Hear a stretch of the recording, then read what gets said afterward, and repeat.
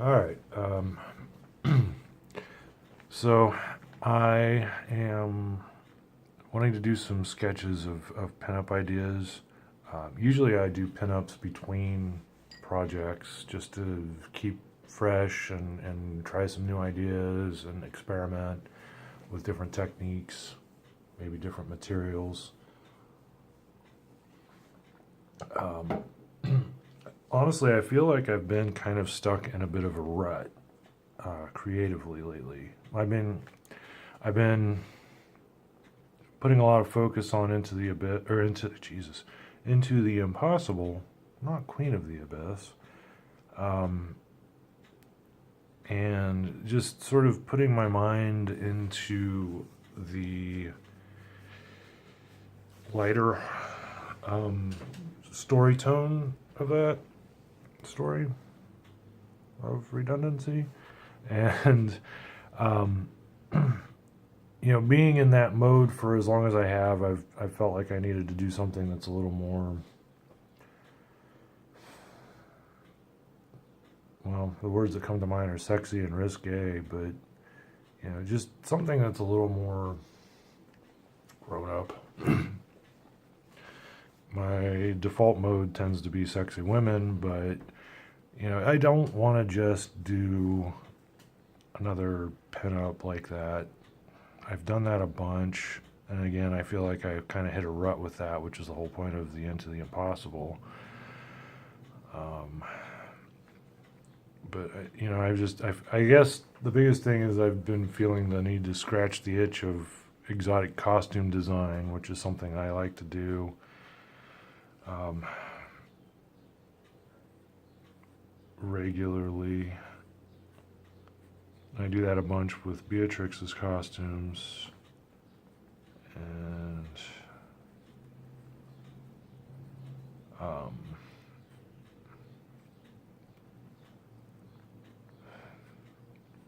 I just haven't really been drawing her much lately. So I was goofing around with some 4B lead yesterday. I usually use HB, and it's funny because I almost always use HB because it's generally the most versatile and appropriate for what I work on, how I work. But 4B is nice for me because it's very soft. I don't have to struggle with the lines too much most of the time. And yet, I really am not a big fan of like the 2B, so it's weird. Anyway, let's try some poses. Sometimes it's good to start with the costume design, and sometimes it's good to start with a pose and then sort of build the costuming around that as a design. Just as designing the entire thing as a unit, both costume and pose, will spark new ideas as shapes.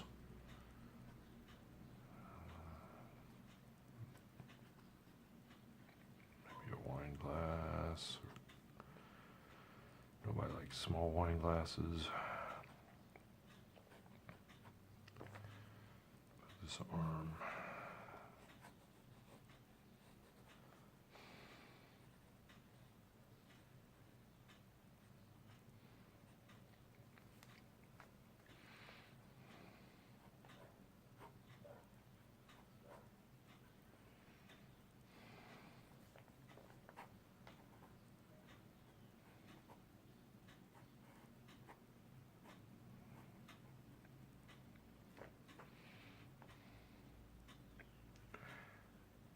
I was doing a direct to ink sketch earlier, and the problem I tend to have as an artist with working direct in ink is that I draw through things a lot.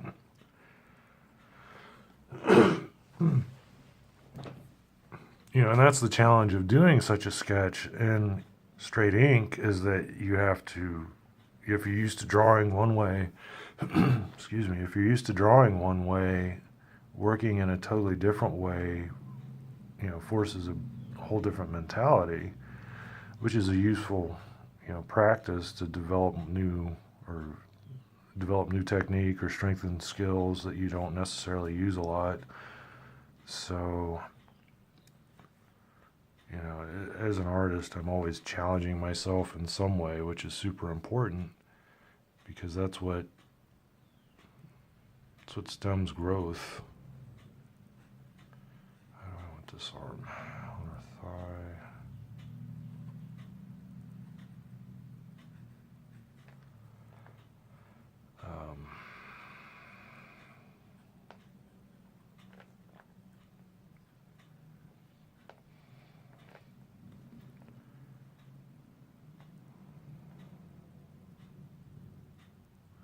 I've been wanting to move away from doing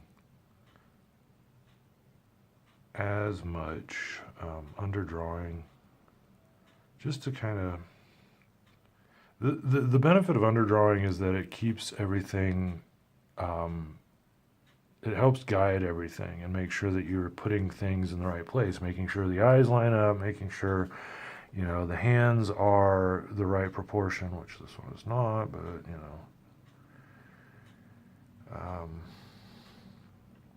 making sure that just all the shit is straight, because that's what it really comes down to.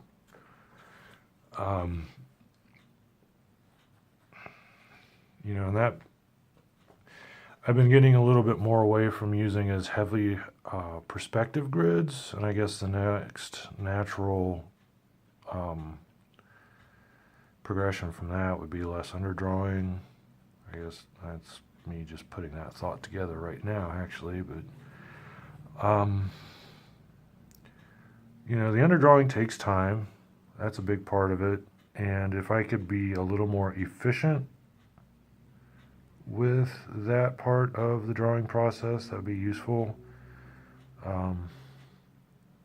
That's not to say that it's not important or valuable, because it is. It really is important to understand it. Even if I'm not necessarily putting it on paper, it's really useful to have in my mind. Let's see. What kind of hair?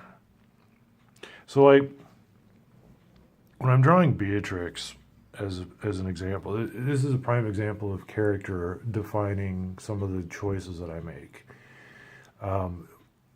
One of the things that I always do with Beatrix is I always have her head in an up tilt.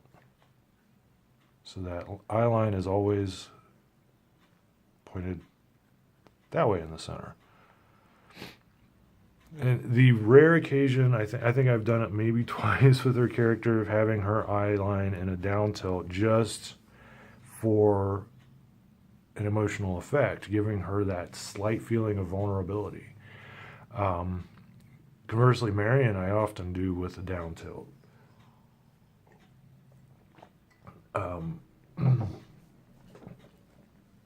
And then Beatrix, she's actually one of the physically smaller characters of that book of Remedy.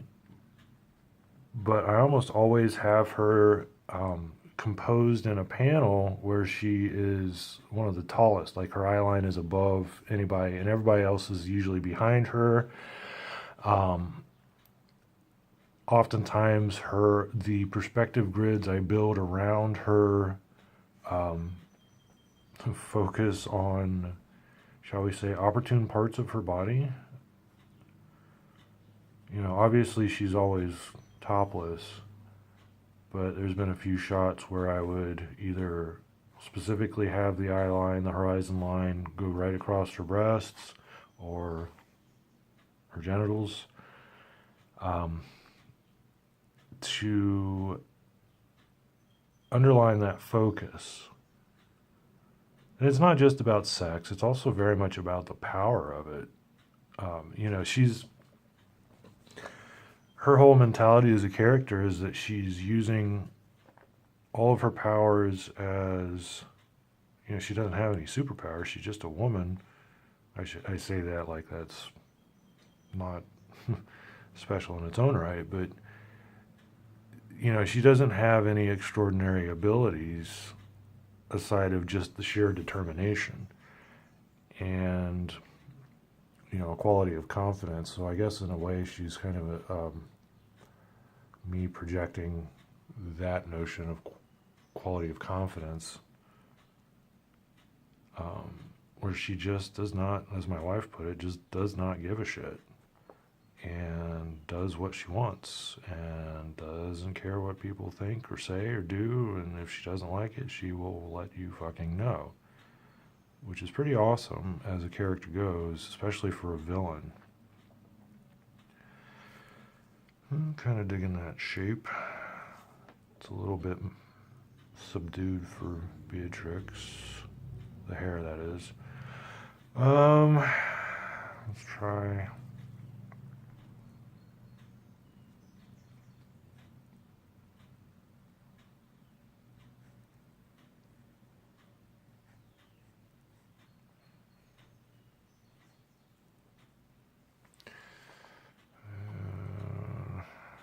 Not so sure about that. Am I going off panel? Nope, I'm still in frame. Cool.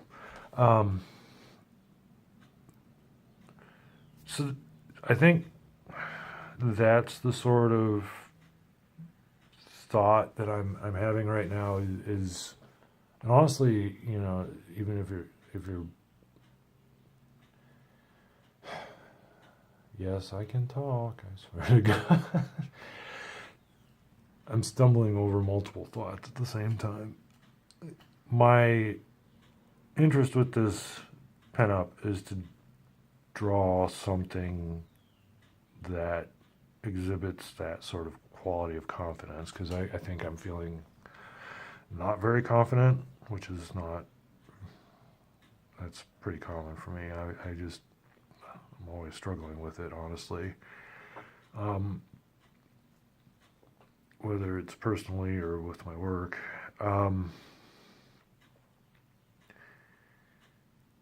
So I want to draw something that's sexier in a new pose. I feel like I've been kind of mining the same basic pose for a while, and especially with costume design work, I've been tending to throw my characters in the same basic pose, and it's gotten stale for me.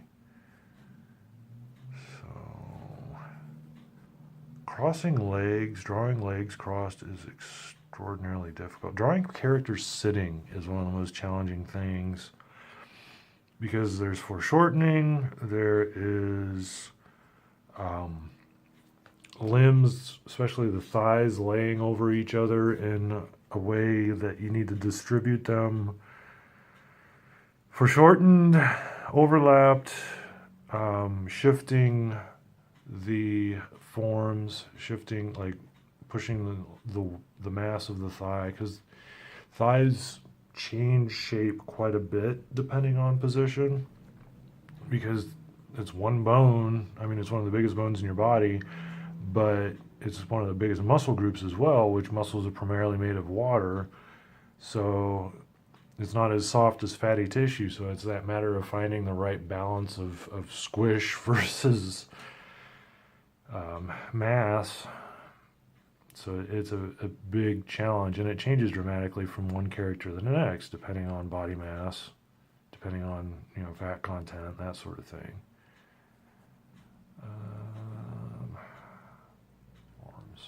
Arms. But I tend to,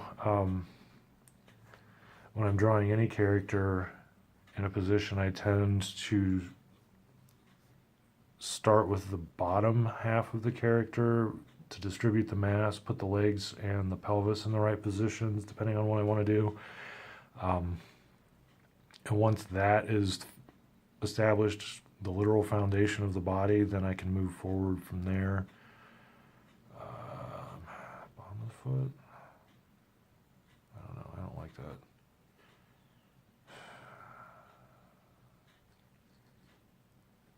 That looks funny too.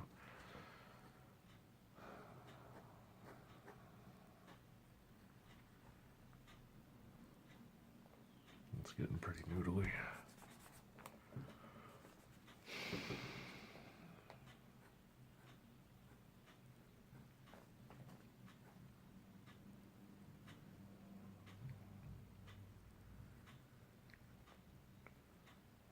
Leg.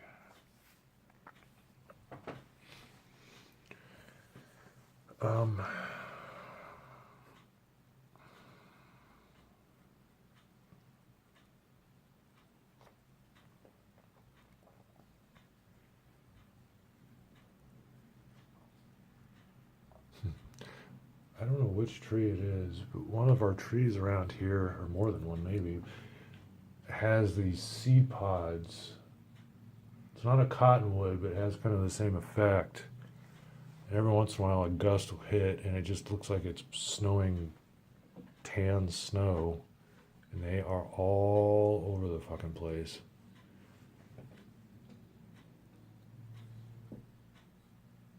My wife, she's going to hate me that I tell this, but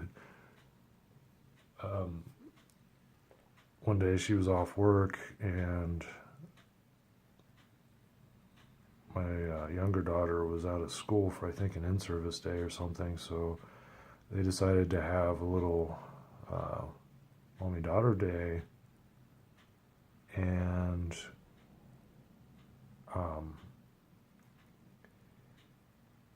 or no, how did that work? Anyway, my wife thought it was snowing because she saw these seed pods and didn't realize that it wasn't snow, and it was, right after the beginning of spring, so it was, being in Ohio, it's a strong possibility it could have been snow. So she told my daughter to put her coat on, and we're rolling around, and she's wearing, I think it was a lighter jacket, to be honest, but rolling around in a jacket in this 60-degree weather, and we're both like, it's not snowing. I just thought it was funny. My wife's pregnant, so we have all sorts of fun little adventures like that right now, because pregnancy brain is real. And honestly, I think I'm getting a bit of it myself, so finding myself forgetting shit, which is kind of my mode anyways.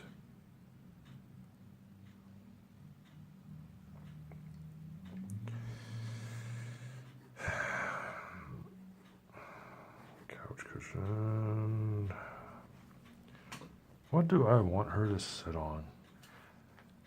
Getting the right design for props and furniture is equally as important as, right costume design, because every detail that you put into a piece amplifies the basic message and is an opportunity to tell story, whether it's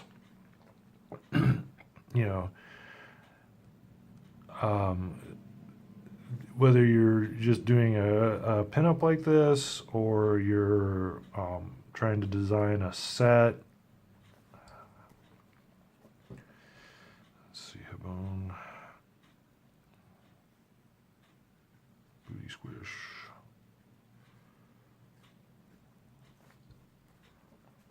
So, as a visual artist, I try to look at every pose, every situation, every costume, every set, as an opportunity to inform more about whatever's going on, character, story, brand. So, how do I set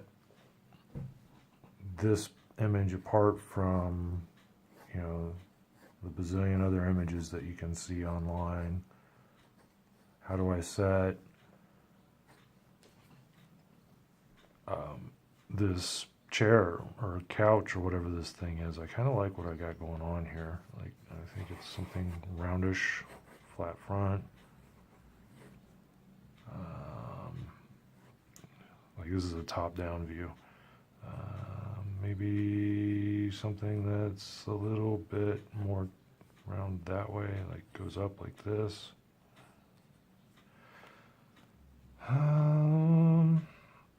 So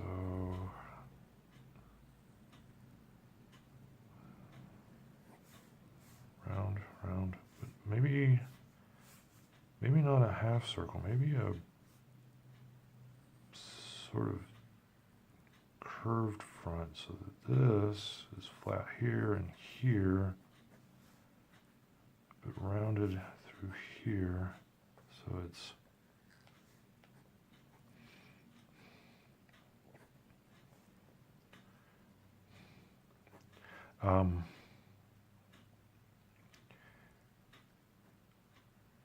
one of the things I grew up with, and it turned into be a natural asset without me realizing it, is that I come from a family that does a ton of woodworking. Not a particularly artistic family, but there was a lot of creativity in a very different kind of way. Crafting furniture, my grandfather on my mom's side did some wood sculpturing, did a lot of woodworking with furniture intended to be kind of decorative. My dad also did and still on occasion does, I think, since they've moved. He had to get rid of a lot of his tools, or he did get rid of, I don't know, but he would do more functional pieces. He was very often a fan of the Amish built style, where it was much more about function over form. And, being around that, growing up with that, and being a family of very much do-it-yourselfers, like when DIY came around on TV, I was like, I've been watching that shit happen for, since I was a kid. This is not new, and it was me being a little bit unintentionally jaded because I grew up with it. I just kind of assumed that everybody did that, and then I found out as a grown-up, and I've had this conversation with my dad specifically, is like, even he as a grown-up, went through that process of realizing that no, this is not common. It's not, I wouldn't call it unusual, but it's not, not everybody knows how to do this stuff and structure a piece of furniture in a way that's not going to just fall apart, and build whatever, a shed, or, because they've built garages and sheds, and I don't think they've ever stick framed a house, but they've done, like, my family's done like plumbing and electrical and all that stuff. My dad is actually one of the last people, as far as I know, one of the last people in the state to have both his Class 3 licenses in wastewater and water treatment, and which is, sort of like the master's degree of water treatment. And, it doesn't sound very sexy on the outset, but if you've ever had your water shut off for more than a couple days, you understand how much that sort of thing is taken for granted. Because we had a pretty massive water main break here in Dayton, I don't know, a month or two ago maybe, under the river. Because Dayton's split with the Miami River going right through the middle of it, and the water treatment plant's on the other side of the river from us. And being without water for, I think it was like a day, not quite a full day, and then having to boil it, because my wife's pregnant, we were super concerned about it, because you just don't want to fuck around with something like that. but that really, that instance really made me appreciate what my dad did as, as a municipal worker, as his own education. And, I look at that and I look at the woodworking and the skill set that I grew up with, and yes, taking it kind of for granted, feeling like, oh, okay, well, this is, normal.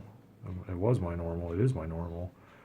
But I take those things and I influence or apply them to my comics as much as I can. And I know on the surface that sounds very strange, but what I'm getting at is that I think of things structurally a lot. Like this couch, I understand, or love seat, or whatever it might be. I understand what the stick frame underneath would look like if I was to try and actually build such a thing. There'd be a piece here, there'd be a piece here, there'd be probably some structural bits here. This round part would have probably stick framing through here, and a piece of plywood on the top and feet on the bottom maybe, or casters, whatever I choose. And then I would have to bend either a 1x6 or something like that to make up this part, and I'd have to steam bend it probably, because that's the best way to keep wood from warping back. This would actually take quite a bit of steam bending all around.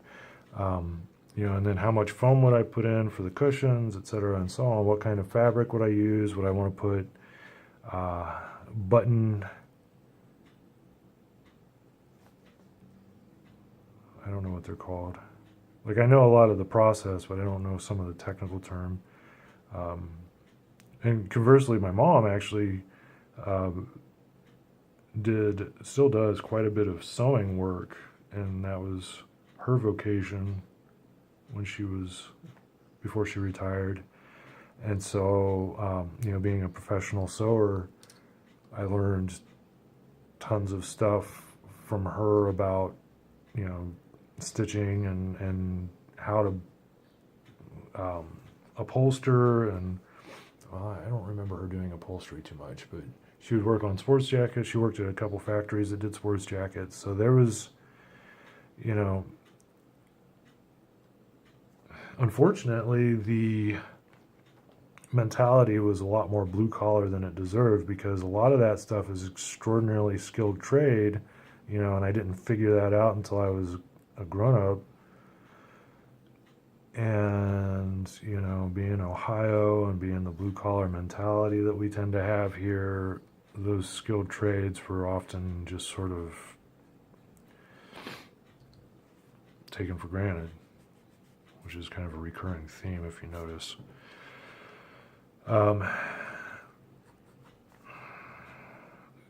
But it's funny, because now as an adult, I look at what I learned unintentionally from my parents' experiences, and I'm like, this shit is way more useful than any of us ever gave it credit for. And and I take that basic understanding that I gained just through exposure and osmosis of being around it, and I use it in my comics all the time, trying to extrapolate influence and technique from things that really aren't, maybe on the surface they're not analogous, but if you look at them hard enough and you have the right mindset, they can easily be analogous. Wine glass. I don't know. I'm liking the chair. The pose is kind of eh. This pose is better. I'm still not feeling it. I got too far off on my own train of thought there, and like compositionally it's interesting, sort of, but it's still just a chick sitting in a chair with glass and her tits out. Which there's nothing wrong with that. But I don't know. This is the process. It's not easy. It takes a lot of time. Apparently it takes a lot of running of the mouth for me.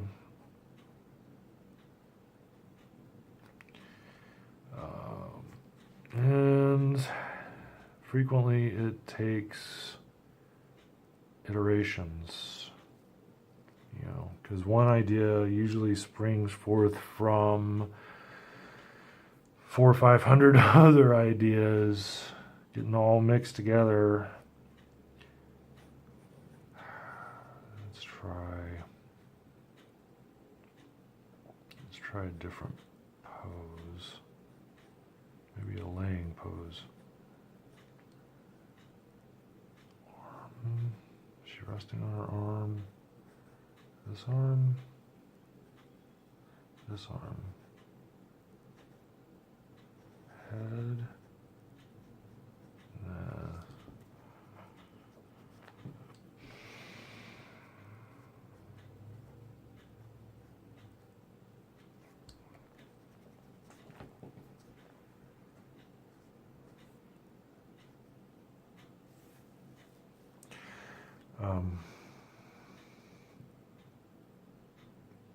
I know this might be a little boring. One of the things that I see a lot on instructional videos or tutorials or whatnot is they go through the process of the actual finish work, drawing the piece, painting it, but very rarely do you see thumbnails or creative ideas or, you know, I don't often see artists really kind of digging into thought process. So, you know, that's what this whole thumbnailing exercise is about. I get why it might not be the most exciting and fun thing to watch, but there's another police officer. Oh, sheriff.